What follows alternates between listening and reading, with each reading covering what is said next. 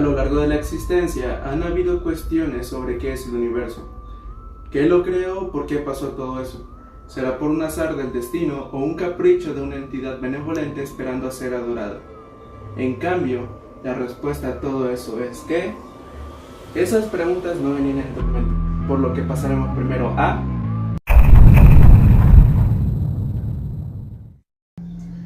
el primer reino que vamos a ver en este caso es el reino de los hongos.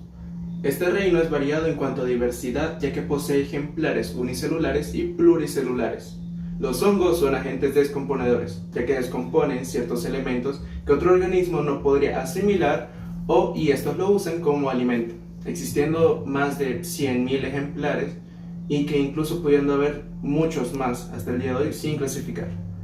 Pero dentro de esta cantidad existen tres categorías principales, las cuales son: la primera es Azomícetos, que es el grupo más grande de hongos que hay, el cual tiene la particularidad de producir esporas de manera estructurada con la formación llamada ATSI. Un ejemplar de esta categoría serían las levaduras y trufas, que se utilizan más que nada en el área de comida, pero también tienen un patógeno importante en esta área, el cual es el moho negro, que crece dentro de las plantas u otros organismos.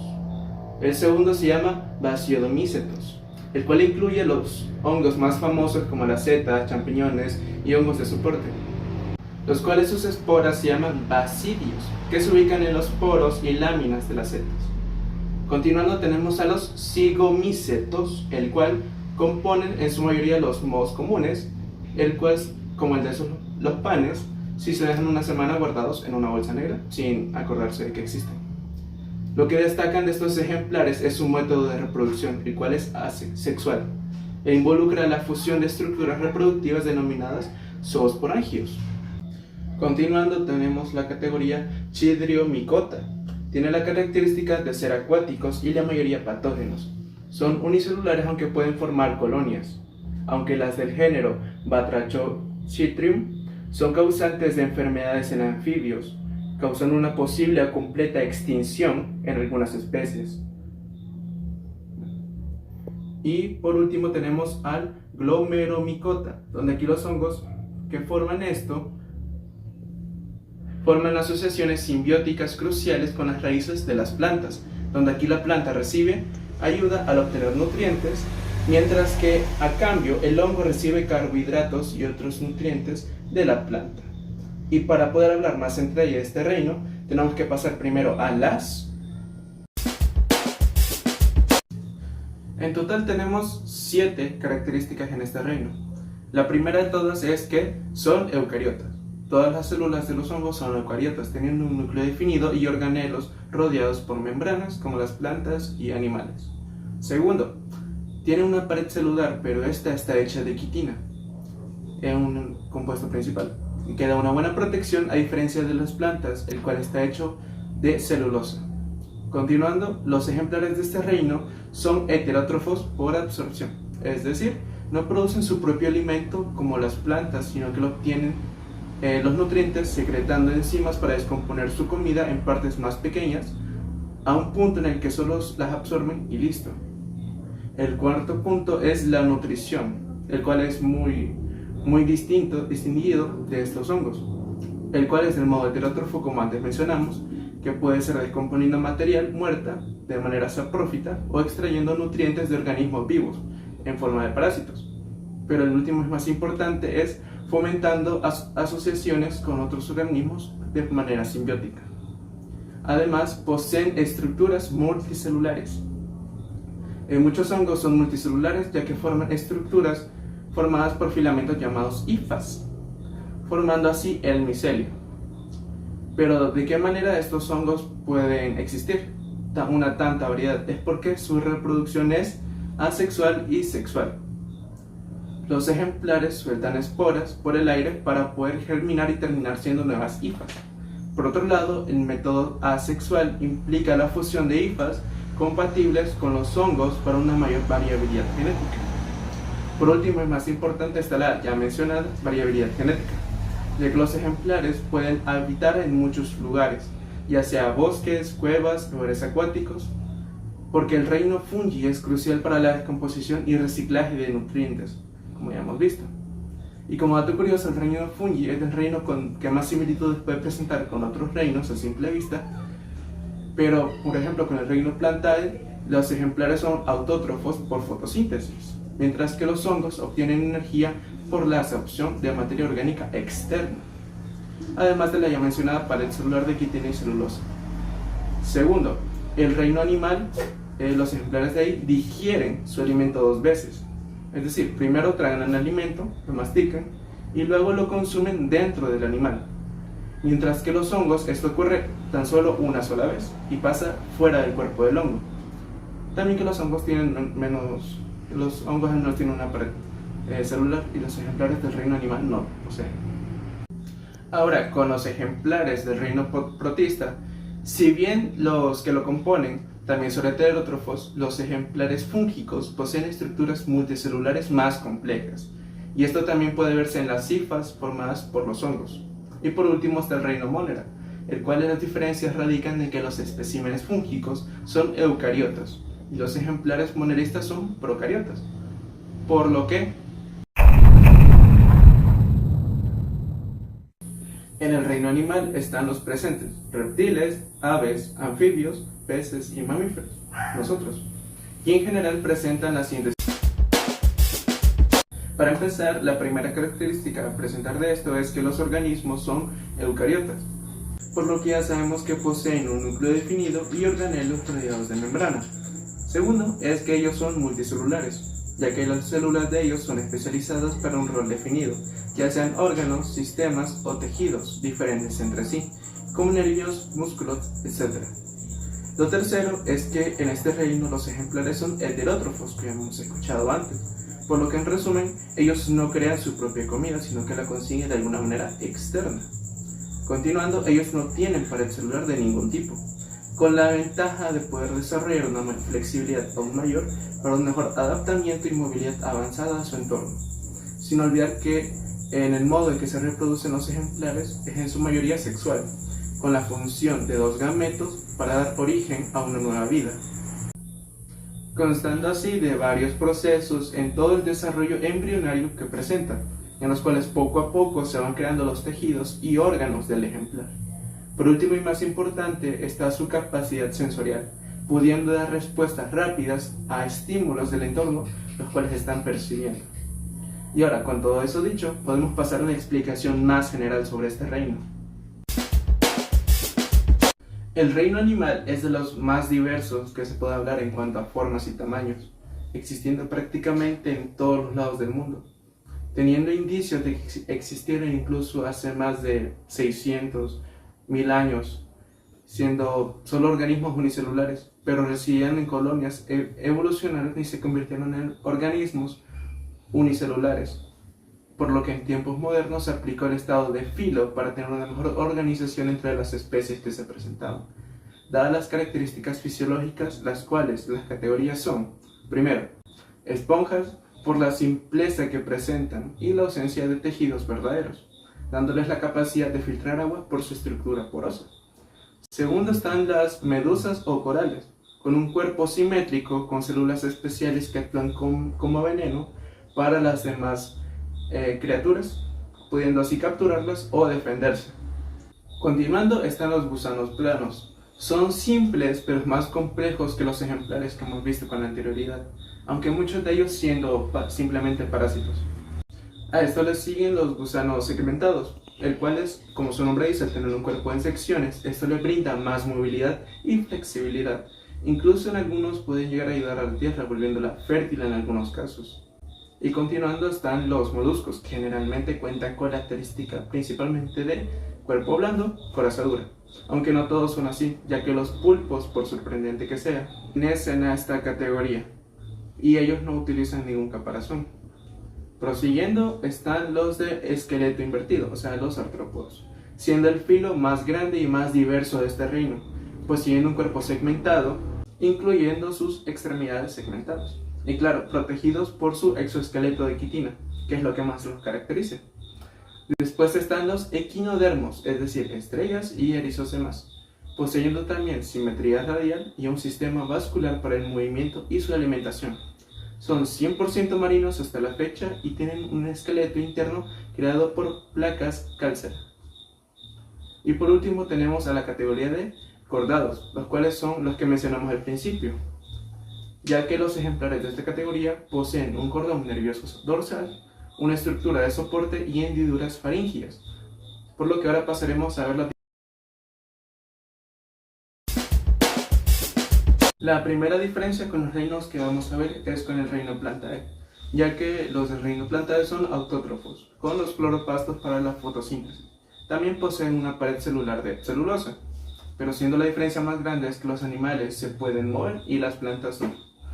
Por otro lado, si bien el reino protista posee ejemplares heterótrofos con movilidad, estos son unicelulares o coloniales a lo mucho, y los ejemplares del reino animal son multicelulares y con una organización celular aún más compleja. Por último, la diferencia principal con el reino Monera es que estos son procariotas y unicelulares, cosa contraria al reino animal, con capacidades de ser más compleja en términos de organización debido a que son eucariotas. Bien, ahora prosiguiendo con los reinos, Ahora bien, el reino Monera está compuesto principalmente por organismos procariotas, por lo que hacemos que es lo que no tiene. Su ADN está disperso por el citoplasma en una región llamada nucleoide. Este reino incluye principalmente las bacterias arqueas, diferenciadas por su composición bioquímica y genética, y la estructura celular simple. Y aunque estas poseen una pared celular, esta está hecha de peptidoglicano, teniendo dos variantes para una mejor clasificación, siendo una de capa gruesa y otra de capa delgada, esta última con una membrana externa adicional. A su vez, poseen una gran diversidad metabólica, pudiendo ser autótrofos o heterótrofos, siendo una gran característica para su adaptabilidad. Aunque los arqueas destacan por prosperar en ambientes y condiciones prácticamente extremas sin nada de oxígeno, aunque claro, de algún modo estos tienen que sobrevivir y pueden reproducirse, por lo que su método principal es la forma asexual por la función binaria, o intercambio de material genético en una transducción para una variabilidad genética y en consecuencia adaptabilidad, ya que se ha estudiado que el reino Monera fue precursor de las células eucariotas, que hace mucho tiempo esto venía de antiguas bacterias. Y todo esto con estas características que lo hacen diferente a los demás reinos. Características podemos ver la diferencia con otros reinos, ya que con el reino protista ellos son eucariotas y los moneras son procariotas. Ya sabemos cuáles son las diferencias a este punto. Y mientras que algunos ejemplares del reino protista pueden ser autótrofos o heterótrofos, la diferencia con el reino Plantae es que ellos son autótrofos por la fotosíntesis y el cloroplasto. Bien. Y ahora, pasando a los siguientes reinos, para cortar más aún esta lista, tenemos el reino de... En este reino incluyen organismos eucariotas, que no encajan por completo en los demás reinos, el Plantae, fungi o animalia. Los protistas varían enormemente en su estructura, tamaño y modo de vida, pudiendo ser unicelulares, coloniales o en algunos casos multicelulares simples, pero no llegando a multicelulares normales, por así decirlo. Sin estos mismos, pueden reproducirse de manera sexual o asexual. Su metabolismo es diverso también, aunque son autótrofos fotosintéticos, mientras que otros son heterótrofos que ingieren o absorben nutrientes. Estos habitan mayormente en ambientes acuáticos, aunque algunos viven en tierras húmedas o dentro de otros organismos, los cuales este reino se divide en tres grandes grupos. Los primeros son protozoos, son protistas similares a los animales, heterótrofos y móviles, que se desplazan utilizando flagelos, cilios o pseudópodos. El segundo es el grupo de algas, son protistas similares a las plantas, ya que son fotosintéticas y generan su propio alimento usando luz solar. Pueden ser unicelulares o multicelulares simples. Y por último tenemos el grupo de moho mucilaginoso. Estos con la característica de ser protistas, similares a los hongos, ya que absorben sus nutrientes del entorno y viven sobre materia en descomposición. Algo que podemos ver es que los protistas juegan roles clave en los ecosistemas acuáticos. Son importantes productores primarios y depredadores de microorganismos. Además, algunos protistas pueden causar enfermedades en humanos, como el Plasmodium, responsable de la malaria. y los ejemplares de este reino poseen estas características. Son eucariotas, son unicelulares o multicelulares simples, tienen diversidad metabólica, tienen movilidad, además se reproducen sexual y asexual como vimos antes. Y por último, suelen vivir más que nada en cuerpos de agua o similares. La diferencia que queda con el reino Plantae es que estas son multicelulares normales y autótrofas, además de la pared celular de celulosa, aunque los dos sean eucariotas, pero justo eso lo pone aquí, su parecido a otros reinos pero a la vez siendo único. Y hablando del reino Plantae,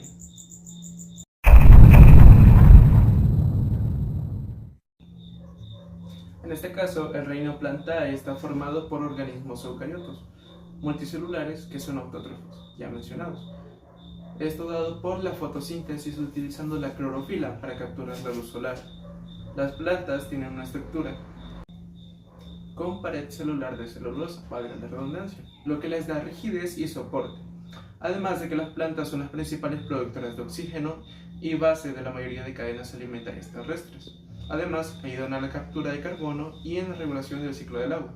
Son fundamentales para la agricultura y la industria, textiles, medicinas y la propia biodiversidad. Teniendo en cuenta, el reino Plantae incluye diferentes grupos de plantas, siendo la primera categoría las briófitas, que carecen de vasos conductores. La segunda es pteridófitas, los cuales contienen vasos pero sin semillas. En tercer lugar están las gimnospermas, plantas con semillas pero sin flores. Y por último las angiospermas, que es el grupo más diverso que incluye plantas con flores y frutos. Las características que hacen destacar a este reino son: en primera, son eucariotas, también son multicelulares, son autótrofas por los cloropastos, tienen una pared celular de celulosa, contienen tejidos vasculares para el transporte de agua, nutrientes, por toda la planta. También se reproducen de manera sexual y asexual, como por ejemplo los angiospermas y gimnospermas. Su ciclo de vida va alternando entre generaciones. Y por último, y más importante, es la diversidad que brinda este reino, siendo el más diverso de los 5 que hay. Y ahora, con los 5 reinos ya vistos, vamos a responder a la siguiente pregunta, la cual es la de: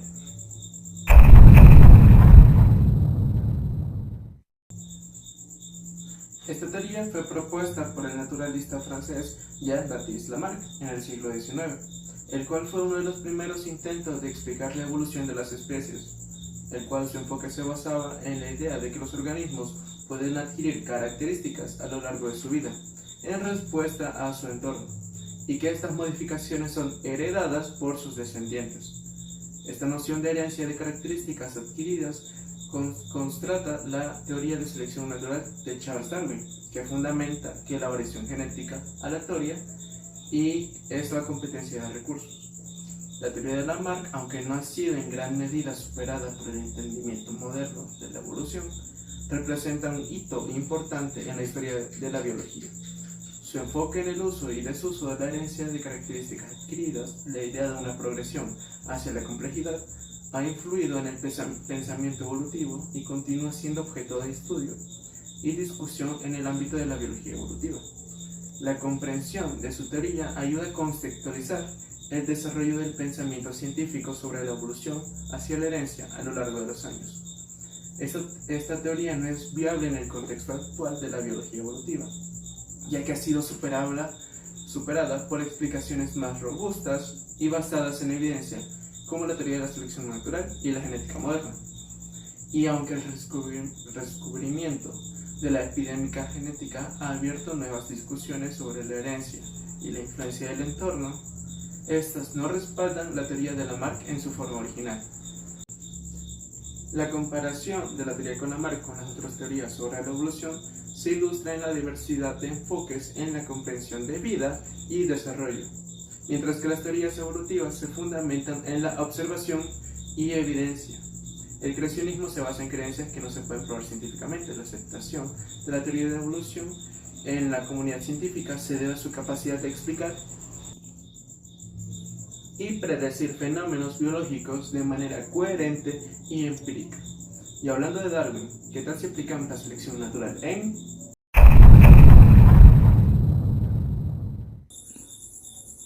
Primero debemos saber que la selección natural fue un concepto creado por Darwin, con la idea de que cuando un ejemplar no puede subsistir en su ambiente y otros ejemplares de la misma especie sí, los otros viven más debido a que fueron concebidos con cambios para la supervivencia, pudiendo llegar a reproducirse más y así dar estas características a las nuevas generaciones, y que así puedan sobrevivir también. Los ejemplos de selección de pareja debido a cómo se ven las personas ideales, habilidades sociales e inteligencia para llevarte bien con los demás, la estratificación social, que tiene que ver con la jerarquía en la cual esperamos estereotipos de ciertas clases, inmunidad a enfermedades de ciertos lugares del mundo, también las redes sociales, su vasta influencia, también la personalidad introvertida o extrovertida que afecta el cómo puedes relacionarte. Tenemos estos 4 casos: no poder adaptarte a la ajetreada vida en la ciudad, poder resistir cambios de clima y temperatura, no tener problemas al estar adaptado a cierta altitud y por último, el poder saber manejar un desastre natural inminente. Con lo que pasaremos a la siguiente pregunta.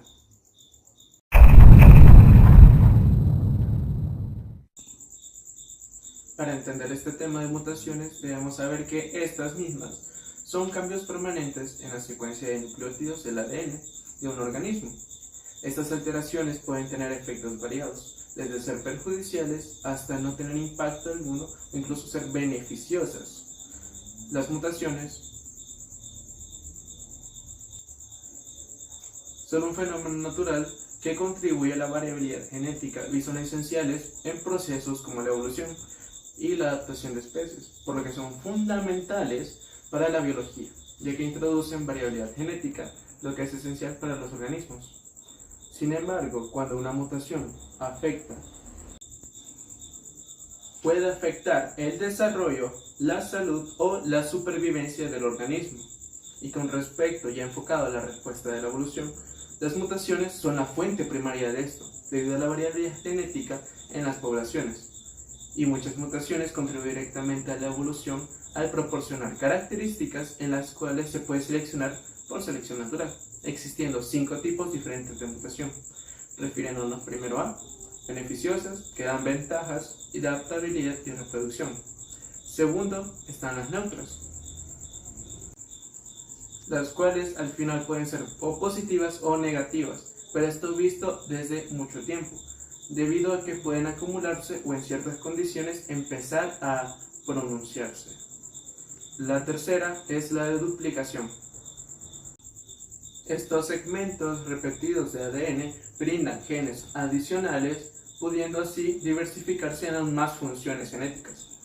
Y la cuarta es la de inversión, las cuales constan con la capacidad de desordenar los genes de un cromosoma, teniendo así grandes consecuencias en los mismos.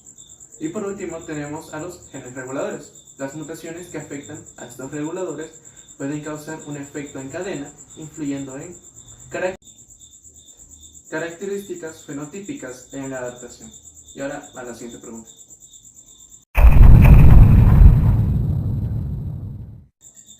La vida en la Tierra se organiza de diferentes niveles, desde las interacciones más simples entre partículas subatómicas hasta la complejidad de ecosistemas enteros.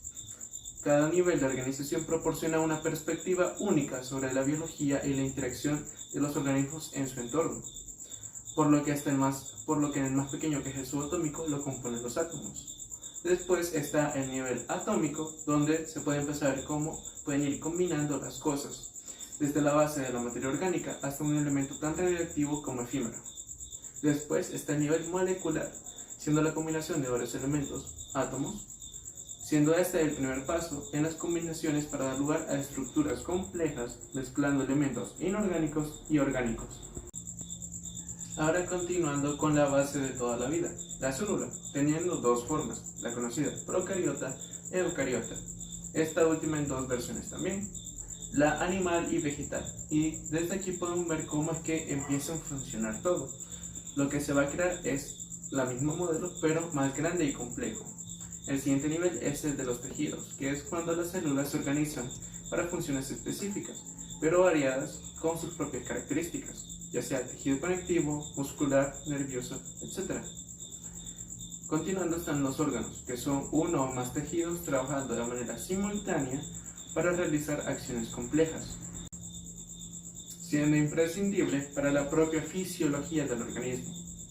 Y a su vez, continuando está el sistema, el nivel de sistema, que es cuando varios órganos siguen un proceso cíclico, pero aún así todo conectado, para tener un perfecto funcionamiento del organismo, el cual es el siguiente nivel, que es un ejemplar ya formado, pudiendo ser unicelular o multicelular, donde todo trabaja en armonía para mantener la vida de la criatura. Y después está el nivel poblacional,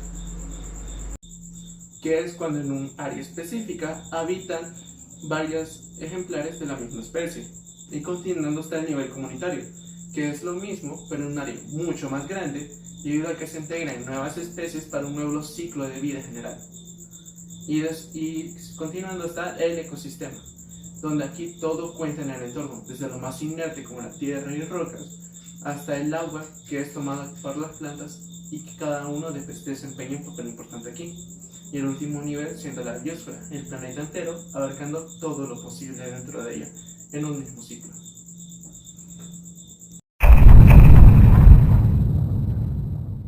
Ahora, con esta pregunta de qué es el ciclo celular, es el proceso mediante el cual las células se dividen y se multiplican, permitiendo el crecimiento, y la reparación de tejidos y la reproducción celular.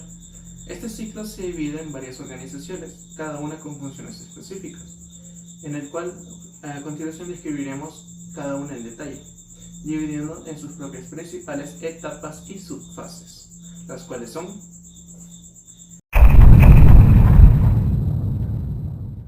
iniciando con la es un proceso de división celular que ocurre cuando un organismo se reproduce sexualmente, dando lugar a células hijas con la mitad del número de cromosomas de la célula madre. Este proceso es fundamental para la formación de gametos y asegura la variabilidad genética a través de la recombinación y la distribución aleatoria de esos cromosomas. La meiosis consta de dos divisiones nucleares sucesivas, la meiosis 1 y la meiosis 2. La meiosis 1 consta de la profase, metafase, anafase, telofase y citocinesis, en el cuales van en este orden. En la parte 1 de la meiosis se emparejan dos cromosomas iguales para luego alinearse en el plano ecuatorial de la célula y después separarse hacia cada polo de la célula, para posteriormente agruparse en polos opuestos, y al final el citoplasma se divide entre los polos, quedando así cada célula con los genes que se ven en los respectivos polos de la célula original. Ahora, la meiosis 2 tiene las mismas fases, es decir, la profase, metafase, anafase, telofase y citocinesis, siendo la única diferencia aquí que en las células hijas los cromosomas se condensan y la envoltura nuclear se rompe. Sigue todo normal hasta la telofase, en donde a ir a los polos opuestos, como en la meiosis 1, aquí se condensan cuando llegan, haciendo que en la parte de citocinesis las células se dividen en un total de 4 hijas, con la mitad de cromosomas que la célula original. Y ahora vamos a pasar a la... En este caso, la mitosis también es un proceso de división celular, pero en este caso también es mediante el cual la célula madre se divide para formar dos células hijas genéticamente idénticas. Este proceso es esencial para el crecimiento y la reparación de tejidos y la reproducción asexual en órganos unicelulares. La mitosis se divide en varias fases, cada una con funciones específicas que aseguran la correcta contribución del material genético. Esta posee el mismo orden de la meiosis con una pequeña diferencia, la cual es el orden profase, prometafase, metafase, anafase, telofase y citocinesis, donde el proceso ocurre de esta forma. Primero se condensan los cromosomas para la formación del uso mitótico y descomposición de la envoltura nuclear. Luego se unen los microtubos de quinotecoros, luego se alinean los cromosomas hermanas en una placa metafísica y se separan a los polos opuestos, donde se condensan los cromosomas formando una nueva envoltura nuclear, y al final esta se divide el citoplasma en dos nuevas células hijas. Por lo que al final la diferencia entre estas dos es la siguiente. Su propósito es que en la mitosis la división celular es para el crecimiento, reparación y reproducción asexual. En la meiosis es la producción de gametos con la mitad del número de cromosomas. El número de divisiones en la mitosis es solo una división celular, y en la meiosis son dos divisiones celulares, 1 y 2. Las células hijas en la mitosis son genéticamente idénticas a la célula madre, mientras que en la meiosis 4 células hijas genéticamente diversas, cada uno con la mitad del número de cromosomas. La recombinación genética en la meiosis no ocurre. En la meiosis ocurre durante la profase 1. Y los tipos de células producidas en la mitosis son células somáticas no sexuales, y en la meiosis son células sexuales, gametos.